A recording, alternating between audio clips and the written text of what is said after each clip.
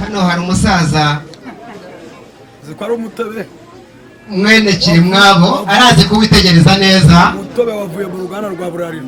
Aha, ubwo babushimye ngabo ubwo bawushimye muryango ni mumwemerere cyane muri muryango. Merci. Tera imbere nk'umuzinga. Ngaho rero tukagirana ikiganiro cyo kureba uko umwaka watangiye n'uko tugiye kuwusoza.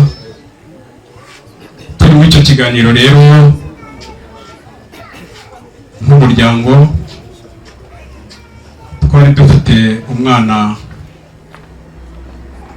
waba muto cyane, twe niko twabyibwiraga ko ari umwana muto utazi no kuvuga, ariko turimo tuganira nk'umuryango.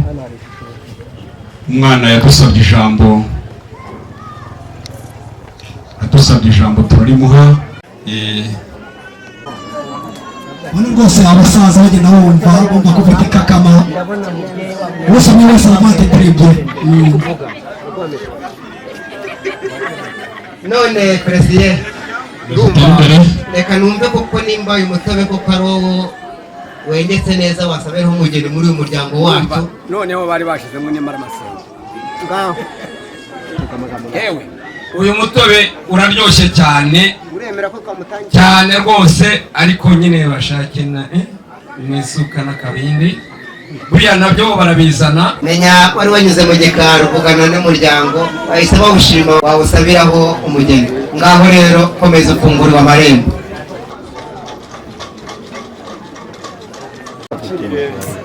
biragoye ni benshi.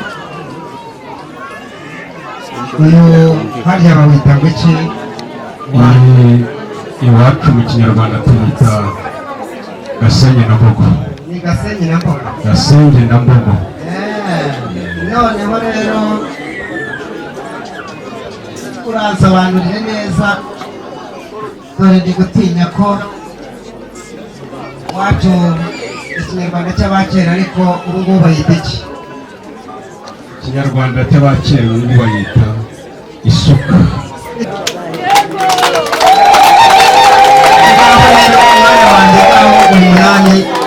Banza wumve ko iyi ni isuka nyiteja ntirutagwahirimisha ishema ry'amasuka rirwanya amapfa, tukayivuga ibigwi dusomeye amasahani akaba imbatura bukungu ikaba icyozi cyogera inka. ngaho ni mu mugire amahoro.